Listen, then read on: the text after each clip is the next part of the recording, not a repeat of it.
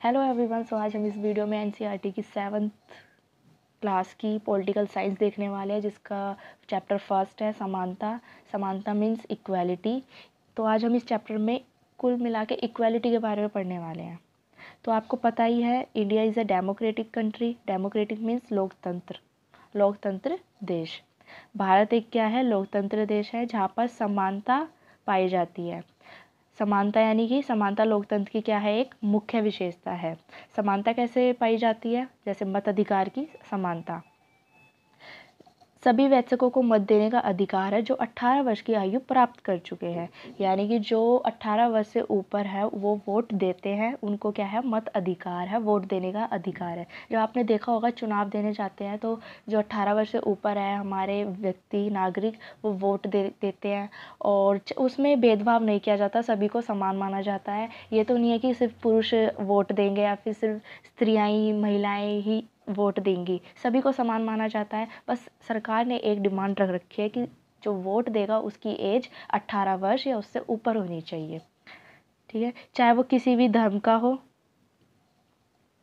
चाहे वो किसी भी धर्म का हो, चाहे वो किसी भी जाति का हो, उसका शिक्षा स्तर कितना ही ऊंचा हो चाहे कितना ही नीचा हो, चाहे वो अमीर हो चाहे वो गरीब हो, सभी को क्या है, मत अधिकार है। इसी को सार्वभौमिक मताधिकार कहा जाता है। इसका विचार समानता के विचार पर आधारित है, यानी कि समानता के विचार पर आधारित है।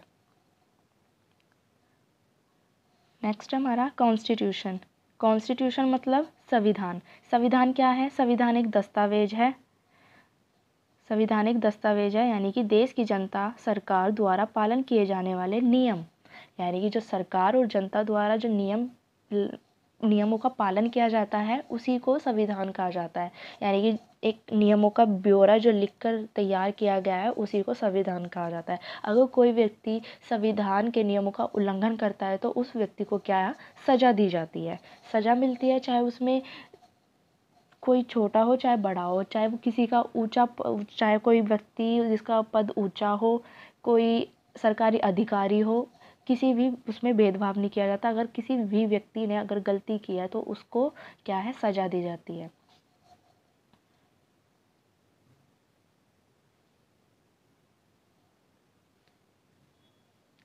नेक्स्ट देखते हैं भारतीय लोकतंत्र में समानता। भारतीय लोकतंत्र में समानता कैसे है, भारतीय संविधान सबको क्या मानता है, समान मानता है। इसका अर्थ है देश के सभी व्यक्ति, पुरुष स्त्री, सभी किसी भी जाति के या शिक्षा आर्थिक पृष्ठभूमि से संबंध रखते हो, सब क्या माने जाएंगे, समान माने जाएंगे। घूम फिर के वही बात आ रही है, चाहे कोई भी व्यक्ति हो, कोई भी नागरिक हो, किसी भी जाति या धर्म से संबंध रखता हो, वो सब क्या माने जाएंगे, लोकतंत्र के द्वारा वे सब समान है। भारतीय लोकतंत्र में सब समान है। अब आपने देखा है, अब आपने पढ़ा है समानता के बारे में। समानता हमने अपने भारत में देखी ही है, कितनी समानता है, लेकिन कहीं ना कहीं हमें असमानताएं देखने को भी मिलती है। असमानताएं कौन कौन सी देखने को मिलती है, ये देखते हैं। सामाजिक असमानताएं देखने को मिलती है, आर्थिक असमानताएं देखने को मिलती है, धार्मिक असमानताएं देखने को मिलती है, लैंगिक असमानताएं देखने को मिलती है, खान पान के आधार पर असमानता, कार्य की प्रगति के आधार पर भी असमानता हमें देखने को मिलती है। अब असमानता के प्रभाव क्या पड़ते हैं। असमानता का प्रभाव यानी कि गरिमा को ठेस पहुंचाना, किसी भी मानव की गरिमा को ठेस पहुंचाना। अब हमारे एक प्रसिद्ध लेखक है जिनका नाम है ओम प्रकाश वाल्मीकि, जिनका जन्म 1950 में हुआ था, उनकी मृत्यु 2013 में हुई थी। ये बहुत ही प्रसिद्ध लेखक है। उन्होंने एक प्रसिद्ध आत्मकथा लिखी थी जिसका नाम था झूठन। उन्होंने एक दलित बालक के रूप में बड़े होने का अनुभव को प्रस्तुत किया था उस आत्मकथा में। यानी कि ये खुद दलित समुदाय से संबंध रखते थे, तो इन्होंने अपने ही जीवन को उस आत्मकथा के अंदर वर्णन किया है कि एक दलित बच्चे का समुदाय में बड़ा होना कितना कठिन है। नेक्स्ट चलते हैं, भारतीय संविधान के भाग 3 में वर्णित मूल अधिकार। हमारे भारतीय संविधान के भाग 3 में हमारे फंडामेंटल राइट्स है जो सामाजिक, आर्थिक, धार्मिक समानता को सुनिश्चित करते हैं। ठीक है, लेकिन हम यह नहीं कह सकते कि असमानता खत्म हो चुकी है। हम नहीं कह सकते कि असमानता खत्म हो चुकी है, अभी भी असमानता हमें देखने को मिलती है कहीं ना कहीं पर। हमारे भारतीय संविधान में कुछ अनुच्छेद दिए गए हैं जो ये हैं आर्टिकल्स है कुछ, पहला देख लेते हैं। अनुच्छेद 14 में क्या क्या है? विधि के समक्ष समानता। विधि मतलब कानून, कानून यानी कि सबके लिए समान होगा। कानून क्या है? चाहे वो सरकारी अधिकारी हो, चाहे एक नॉर्मल व्यक्ति क्यों ना हो, कोई नॉर्मल पर्सन के लिए भी वो कानून सबके लिए समान है। अनुच्छेद 15 में है कोई भेदभाव नहीं होगा। अनुच्छेद 16 में सरकारी नौकरी में सबको समानता देखने को मिलती है। अब इन्होंने भारतीय संविधान में क्या कहा है अनुच्छेद 16 में कि सरकारी नौकरी में सबको क्या मिलेगी?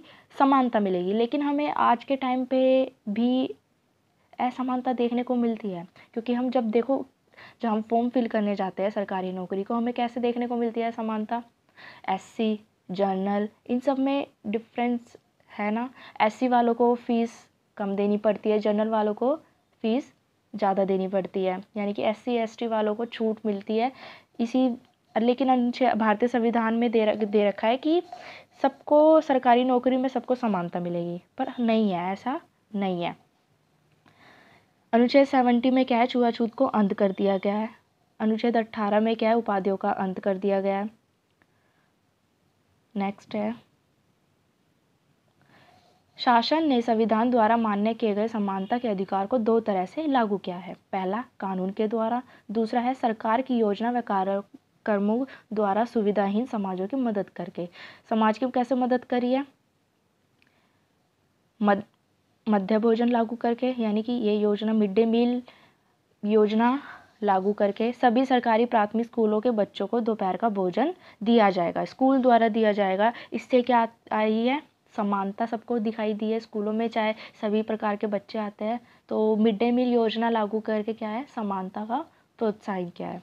यह योजना सबसे पहले कहाँ पे लागू स्टार्ट की गई थी? तमिलनाडु राज्य में स्टार्ट की गई थी, और ये 2001 में उच्चतम न्यायालय ने सभी राज्य सरकारों को 6 महीने के अंदर यह योजना सभी स्कूलों में आयोजित करवा दी थी। और इसके काफ़ी पॉजिटिव प्रभाव आए हैं, यानी कि काफ़ी सकारात्मक प्रभाव इसके मिले हैं इसे लागू करके। नेक्स्ट चलते हैं।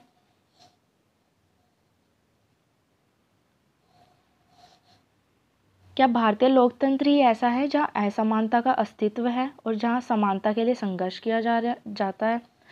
यानी कि क्या भारतीय लोकतंत्र में ही ऐसा है जहाँ समानता के अस्तित्व है और जहाँ समानता के लिए संघर्ष जारी है अभी भी? तो आइए संयुक्त राज्य अमेरिका के बारे में देखते हैं। एक संयुक्त राष्ट्र राज्य अमेरिका है जहाँ अफ्रीकी अमेरिका लोग रहते हैं। जो इनके पूर्वज थे वे क्या थे? यहाँ के गुलाम थे। ये अफ्रीका से लाए गए थे। और तो 1950 के अंतिम दशक में अफ्रीका अमेरिकनों को समान अधिकार दिलाने के लिए उन्होंने क्या किया था? एक आंदोलन स्टार्ट किया था। आंदोलन का नाम क्या था? आंदोलन का नाम था नागरिक अधिकार आंदोलन, सिविल राइट मूवमेंट। ये 1 दिसंबर 1950 में लागू किया गया था, स्टार्ट किया था ये आंदोलन। इसमें क्या था? रोजा पार्क्स एक अफ्रीकी अमेरिकन महिला थी जो अपने ऑफिस से शाम को घर लौट रही थी। तो उसने जो बस में टिकट ली, तो उसको टिकट लेने के बाद वो जब सीट पे बैठने चली तो एक गोरे अमेरिकन ने उनको मना कर दिया सीट देने से। इस बात से उनकी गरिमा पे क्या पहुंची? उनकी गरिमा पर ठेस पहुंची। इसी प्रकार से उन्होंने यह आंदोलन की शुरुआत करी कि उनको भी अपना समान हक चाहिए।